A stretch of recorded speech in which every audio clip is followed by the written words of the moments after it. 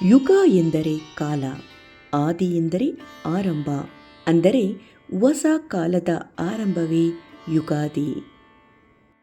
ಹಿಂದೂ ಸಂಪ್ರದಾಯದಲ್ಲಿ ಯುಗಾದಿ ಹಬ್ಬವೇ ಹೊಸ ವರ್ಷದ ಆರಂಭದ ಹಬ್ಬ. ಈ ದಿನ ನಾವು ಮನೆಯನ್ನು ಸ್ವಚ್ಛಗೊಳಿಸಿ ರಂಗೋಲಿಯನ್ನು ಹಾಕಿ ಮಾವಿನ ಎಲೆಗಳಿಂದ ತೋರಣವನ್ನು ಕಟ್ಟಿ ಹಾಗೆ ಬೇವು ಬೆಲ್ಲವನ್ನು ಹಂಚಿ ಹಬ್ಬವನ್ನು ಎಲ್ಲರೊಟ್ಟಿಗೆ ಸಂತೋಷದಿಂದ ಆಚರಿಸುತ್ತೇವೆ. ಇನ್ನೂ ವಿವರವಾಗಿ ಹೇಳಬೇಕೆಂದರೆ ನಮ್ಮ ಜೀವನದಲ್ಲಿ ಕಷ್ಟ ಸುಖ ಎರಡೂ ಕೂಡ ಬಂದೇ ಬರುತ್ತೆ. ಕಷ್ಟ ಬಂದ ಕ್ಷಣ ಕುಗ್ಗಬಾರದು, ಸುಖ ಬಂದ ಕ್ಷಣ ಹಿಗ್ಗಬಾರದು. ಎರಡನ್ನೂ ಸಮಾನತೆಯಿಂದ ನಾವು ಸ್ವೀಕರಿಸಬೇಕು. ಯುಗಾದಿ ಎಂದ್ರೇ ವಸಂತಕಾಲ, ಚಿಗುರಿನ ಸಮಯ, ಅಂದರೆ ಶುಭ ಗಳಿಗೆ. ಹೊಸ ವರ್ಷಕ್ಕೆ ಇದು ಶುಭ ಗಳಿಗೆಯ ಹಬ್ಬ. ಹಾಗಿದ್ರೆ ಸ್ನೇಹಿತರೆ, ಈ ವಿಡಿಯೋದಲ್ಲಿ ತಿಳಿದುಕೊಳ್ಳೋಣ ಈ ವರ್ಷದ ಯುಗಾದಿ ಹಬ್ಬ ಯಾವಾಗ, ಮುಹೂರ್ತ ಏನು, ಹಾಗೆ ಮುಖ್ಯವಾಗಿ ಮಾಡಬೇಕಾದಂತಹ ಸಂಪ್ರದಾಯಗಳು, ವಿಶೇಷತೆ, ಮಹತ್ವ ಎಲ್ಲವನ್ನು ಈ ವಿಡಿಯೋದಲ್ಲಿ ನೋಡೋಣ. ಅದಕ್ಕಿಂತ ಮುಂಚೆ ಯಾರೆಲ್ಲ ಫಸ್ಟ್ ಟೈಮ್ ನನ್ನ ವಿಡಿಯೋ ನೋಡ್ತಿದ್ರು ಸಬ್ಸ್ಕ್ರೈಬ್ ಮಾಡಿಕೊಂಡು ವಿಡಿಯೋನ ಪೂರ್ತಿಯಾಗಿ ನೋಡಿ. ಖಂಡಿತ ಇದು ನಿಮಗೆ ಉಪಯುಕ್ತವಾದಂತಹ ವಿಡಿಯೋ ಆಗಿರುತ್ತೆ. ದಯವಿಟ್ಟು ಎಲ್ಲೂ ಕೂಡ ಇದನ್ನು ನೀವು ಸ್ಕಿಪ್ ಮಾಡಬೇಡಿ. ಪೂರ್ತಿಯಾಗಿ ವಿಡಿಯೋ ನೋಡಿ ನಿಮ್ಮ ಅನಿಸಿಕೆಗಳನ್ನು ನನಗೆ ಕಮೆಂಟ್ ಬಾಕ್ಸಲ್ಲಿ ತಿಳಿಸಲೇಬೇಕು. ಯಾಕೆಂದರೆ ಸ್ನೇಹಿತರೆ, ನಾವಿನ್ನೂ ಹೊಸಬ್ರು. ನನಗೂ ಈ ಒಂದು ವಿಡಿಯೋಗಳಾಗಲಿ ಏನೇ ಆಗಲಿ ಹೇಗೆ ಬರ್ತಾ ಇದೆ ಅನ್ನೋ, ನಿಮಗೇನು ಅನ್ನಿಸ್ತಾ ಇದೆ ಅನ್ನೋದು ಕುತೂಹಲ ಇರುತ್ತೆ. ಆದ್ದರಿಂದ ನೀವು ಕಮೆಂಟ್ ಬಾಕ್ಸಲ್ಲಿ ತಿಳಿಸಿದಾಗಲೇ ಗೊತ್ತಾಗೋದು ನನ್ನ ವಿಡಿಯೋ ಎಷ್ಟರ ಮಟ್ಟಿಗೆ ನಿಮಗೆ ಇಷ್ಟ ಆಗ್ತಿದೆ ಅನ್ನೋದು. ಹಾಗೆ ಏನೇ ಪ್ರಶ್ನೆ ಇದ್ದರೂ ಈ ವಿಡಿಯೋಗೆ ಸಂಬಂಧಪಟ್ಟಂತೆ ಯಾವುದೇ ಪ್ರಶ್ನೆ ಇದ್ದರೂ ಕೇಳಬಹುದು. ಅದನ್ನು ನಾನು ಖಂಡಿತ ರಿಪ್ಲೈ ಮಾಡೇ ಮಾಡ್ತೀನಿ. ಪ್ರತಿಯೊಂದು ಕಮೆಂಟನ್ನು ನಾನು ಓದ್ತೀನಿ. ಆದ್ದರಿಂದ ದಯವಿಟ್ಟು ಕಮೆಂಟ್ ಬಾಕ್ಸಲ್ಲಿ ನಿಮ್ಮ ಅನಿಸಿಕೆಗಳನ್ನು ಶೇರ್ ಮಾಡಿ, ಮತ್ತು ನಿಮ್ಮ ಪ್ರೀತಿ ಪಾತ್ರರಿಗೂ ಕೂಡ ವಿಡಿಯೋಗಳನ್ನ ಶೇರ್ ಮಾಡಿ, ಲೈಕ್ ಕೊಡಿ, ಮತ್ತು ಸಬ್ಸ್ಕ್ರೈಬ್ ಮಾಡ್ಕೊಂಡು ವಿಡಿಯೋನ ಪೂರ್ತಿಯಾಗಿ ನೋಡಿ. ನಿಮ್ಮ ಬೆಂಬಲ ನನಗೆ ತುಂಬ ಮುಖ್ಯ. ಈಗ ತಿಳಿದುಕೊಳ್ಳೋಣ ಶುಭ ಮುಹೂರ್ತ. ಪ್ರಾರಂಭ ಆಗುವಂತಹ ಸಮಯ ಬಂದು ಮಾರ್ಚ್ 19 ಗುರುವಾರದ ಬೆಳಗ್ಗಿನ ಜಾವ 6:52. ಹಾಗೆ ಮುಕ್ತಾಯ ಆಗ್ತಾ ಇರೋದು ಮಾರನೆಯ ದಿನ 20ನೇ ತಾರೀಕು ಬೆಳಗ್ಗಿನ ಜಾವನೇ 4:52 ಕೊನೆಗೊಳ್ಳುತ್ತೆ. ಯುಗಾದಿಯನ್ನು ಹೇಗೆ ಆಚರಿಸಲಾಗುತ್ತದೆ ಎಂಬುದನ್ನು ತಿಳಿದುಕೊಳ್ಳೋಣ. ವಾಸ್ತವವಾಗಿ ಯುಗಾದಿ ಹಬ್ಬದ ಒಂದು ವಾರದ ಮೊದಲು ಆಚರಣೆ ಪ್ರಾರಂಭವಾಗುತ್ತದೆ. ಜನರು ತಮ್ಮ ಮನೆಗಳನ್ನು ಸ್ವಚ್ಛಗೊಳಿಸಲು ಮತ್ತು ಅಲಂಕರಿಸಲು ಪ್ರಾರಂಭಿಸುತ್ತಾರೆ. ಹೊಸ ವರ್ಷವು ರಂಗೋಲಿಯ ವಿವಿಧ ಬಣ್ಣಗಳಂತೆ ಪ್ರಕಾಶಮಾನವಾಗಿ ಮತ್ತು ವರ್ಣಮಯವಾಗಿರುತ್ತದೆ. ಹಾಗೆ ಮನೆಗಳ ಪ್ರವೇಶ ದ್ವಾರಗಳನ್ನು ವರ್ಣರಂಜಿತ ರಂಗೋಲಿ ಮಾದರಿಗಳಿಂದ ಅಲಂಕರಿಸಲಾಗುತ್ತದೆ. ಜನರು ಸಾಮಾನ್ಯವಾಗಿ ಸೂರ್ಯೋದಯಕ್ಕೆ ಮುಂಚೆಯೇ ಎಚ್ಚರಗೊಂಡು ಸಾಂಪ್ರದಾಯಿಕವಾಗಿ ಎಣ್ಣೆ ಸ್ನಾನ ಮಾಡಿ ಹೊಸ ಬಟ್ಟೆಗಳನ್ನು ಧರಿಸುತ್ತಾರೆ.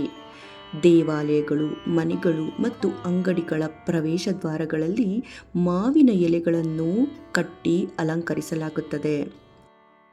ಪುರಾಣಗಳ ಪ್ರಕಾರ ಬ್ರಹ್ಮದೇವನು ಬ್ರಹ್ಮಾಂಡವನ್ನು ಸೃಷ್ಟಿಸಿದಂತಹ ದಿನವನ್ನೇ ಯುಗಾದಿ ಎಂದು ಆಚರಿಸಲಾಗುತ್ತದೆ ಎಂಬ ನಂಬಿಕೆ ಇದೆ.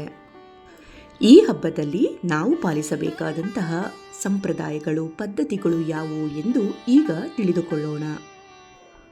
ಉಗಾದಿ ಎಂದು ಕರೆಯಲ್ಪಡುವಂತಹ ಯುಗಾದಿ ಹಬ್ಬ ಚಂದ್ರಮಾನ ಕ್ಯಾಲೆಂಡರ್ನ ಆರಂಭವನ್ನು ಸೂಚಿಸುತ್ತದೆ. ಕರ್ನಾಟಕ, ಆಂಧ್ರ ಪ್ರದೇಶ, ತಮಿಳುನಾಡು ಇನ್ನೂ ಹಲವು ಕಡೆ ಇದು ಹೊಸ ವರ್ಷದ ಆಗಮನದ ಸೂಚನೆಯಾಗಿ ಜನ ವೈಭವದಿಂದ, ಸಂಭ್ರಮದಿಂದ ಆಚರಿಸುತ್ತಾರೆ. ಈ ಹಬ್ಬಕ್ಕೆ ನಾವು ಮೊದಲು ಮಾಡಬೇಕಾದುದು ಏನೆಂದರೆ ಮನೆಯ ಸ್ವಚ್ಛತೆ. ಹೌದು ಸ್ನೇಹಿತರೆ, ನಾನು ಮೊದಲೇ ತಿಳಿಸಿದಂತೆ ಮನೆಯನ್ನು ಮೊದಲು, ಅಂದರೆ 3-4 ದಿನಗಳ ಮುಂಚಿತವಾಗಿಯೇ ಮನೆಯನ್ನು ಸ್ವಚ್ಛಗೊಳಿಸಿ ಹೊಸ ವಸ್ತುಗಳನ್ನು ಮನೆಗೆ ತರಬೇಕು. ಹಳೆಯ ವಸ್ತುಗಳನ್ನು, ಬೇಡದ ವಸ್ತುಗಳನ್ನು ಹೊರಗೆ ಹಾಕಿ ಹೊಸ ವಸ್ತುಗಳನ್ನು, ಶುಭದ ವಸ್ತುಗಳನ್ನು ಮನೆಗೆ ತರಬೇಕು. ಮೊದಲನೆಯದಾಗಿ ಹಸಿರು ತೋರಣ, ಅಂದರೆ ಮಾವಿನ ಎಲೆಗಳಿಂದ ತೋರಣವನ್ನು ಕಟ್ಟುವುದು. ಹಾಗೆ ಮನೆಯ ಮುಂದೆ ರಂಗೋಲಿಯನ್ನು ಬಿಡಬೇಕು. ಈ ರೀತಿ ಮಾಡುವುದರಿಂದ ಮನೆಯಲ್ಲಿ ಸುಖ, ಶಾಂತಿ, ಸಮೃದ್ಧಿ ಹಾಗೆ ಸಕಾರಾತ್ಮಕತೆ ಕೂಡ ನೆಲೆಸುತ್ತದೆ ಎಂಬ ನಂಬಿಕೆ ಇದೆ. ಹಾಗೆ ಮಾವಿನ ಎಲೆಗಳು ಕೂಡ ಅದೃಷ್ಟವನ್ನು ಆಕರ್ಷಿಸುತ್ತವೆ ಎಂಬ ನಂಬಿಕೆ ಇದೆ. ಆದ್ದರಿಂದ ಆ ದಿನ ತಪ್ಪದೆ ನಾವು ಮಾವಿನ ತೋರಣವನ್ನು ಕಟ್ಟಲೇಬೇಕು. ನಂತರ ಆ ಹಬ್ಬದ ದಿನದಂದು ಎಣ್ಣೆ ಸ್ನಾನ ಮಾಡುವುದು ಕೂಡ ಮಹತ್ವವಿದೆ. ಈ ರೀತಿ ಅಭ್ಯಂಗ ಸ್ನಾನ ಮಾಡುವುದರಿಂದ ದೇಹ ಮತ್ತು ಆತ್ಮ ಶುದ್ಧೀಕರಣಗೊಳ್ಳುತ್ತದೆ. ಅಭ್ಯಂಗ ಸ್ನಾನದ ಬಳಿಕ ಹೊಸ ಬಟ್ಟೆ ಅಥವಾ ಸ್ವಚ್ಛಗೊಳಿಸಿದಂತಹ ಬಟ್ಟೆಯನ್ನು ಧರಿಸುವುದು ಸಂಪ್ರದಾಯ. ಹಬ್ಬದ ಪ್ರಮುಖ ಅಂಶವೆಂದರೆ ಕೆಲವು ಕಡೆ ಯುಗಾದಿ ಪಚಡಿ ಎಂದು ತಯಾರಿಸುತ್ತಾರೆ. ಇದು 6 ವಿಭಿನ್ನ ಪದಾರ್ಥಗಳಿಂದ ತಯಾರಿಸಲಾಗುತ್ತದೆ. ಅವುಗಳೆಂದರೆ ಬೇವಿನ ಹೂಗಳು, ಬೆಲ್ಲ, ಹುಣಸೆಹಣ್ಣು, ಹಸಿ ಮಾವು, ಉಪ್ಪು ಹಾಗೆ ಹಸಿರು ಮೆಣಸಿನಕಾಯಿ ಇದರಲ್ಲಿ ಸೇರಿಸಿ ಯುಗಾದಿ ಪಚಡಿಯನ್ನು ತಯಾರಿಸುತ್ತಾರೆ. ನಂತರ ಎಲ್ಲರೂ ಕೂಡಿ ಪೂಜೆ ಸಲ್ಲಿಸಬೇಕು. ಹೊಸ್ತಿಲ ಪೂಜೆ ಮಾಡಿಕೊಂಡು ನಂತರ ದೇವರ ಫೋಟೋ ಅಥವಾ ವಿಗ್ರಹಕ್ಕೆ ಅರಿಶಿನ, ಕುಂಕುಮ, ಚಂದನದಿಂದ ಹಾಗೆ ಹೂಗಳಿಂದ ಅಲಂಕರಿಸಿ ಹಾಗೆ ಹಣ್ಣುಗಳನ್ನು ಅರ್ಪಿಸಿ ದೇವರ ಮುಂದೆ ದೀಪಗಳನ್ನು ಬೆಳಗಿಸಿ ಧೂಪವನ್ನು ಹಚ್ಚಿ ದೇವರಿಗೆ ನೈವೇದ್ಯವಾಗಿ ಮನೆಯಲ್ಲಿ ಮಾಡಿದಂತಹ ಸಿಹಿ ಪದಾರ್ಥಗಳನ್ನು ಅರ್ಪಿಸಬೇಕು. ಹಾಗೆ ಆ ದಿನ ಮಾಡಿದಂತಹ ಪಚ್ಚಡಿ ಹಾಗೆ ಬೇವು ಬೆಲ್ಲವನ್ನು ಕೂಡ ಇಟ್ಟು ಪೂಜೆ ಸಲ್ಲಿಸಬೇಕು. ಮಹಾಮಂಗಳಾರತಿ ಆದ ಬಳಿಕ ಎಲ್ಲರೂ ಕೂಡಿ ಬೇವು ಬೆಲ್ಲ ಹಾಗೆ ಪಚ್ಚಡಿಯನ್ನು ಒಬ್ಬರಿಗೊಬ್ಬರು ವಿತರಿಸಿಕೊಂಡು ಸವಿಯಬೇಕು. ಹಾಗೆ ಅಕ್ಕಪಕ್ಕದಲ್ಲಿರುವಂಥ ದೇವಸ್ಥಾನಗಳಿಗೆ ಹೋಗಿ ಬರುವುದು ಕೂಡ ಸಂಪ್ರದಾಯ. ನಂತರ ಎಲ್ಲರೂ ಮನೆಯ ಸದಸ್ಯರೆಲ್ಲರೂ ಕೂಡಿ ಆ ದಿನ ಮಾಡಿದಂಥ ಹಬ್ಬದ ಊಟವನ್ನು ಎಲ್ಲರೊಟ್ಟಿಗೆ ಸಂಭ್ರಮದಿಂದ ಸವಿಯಬೇಕು.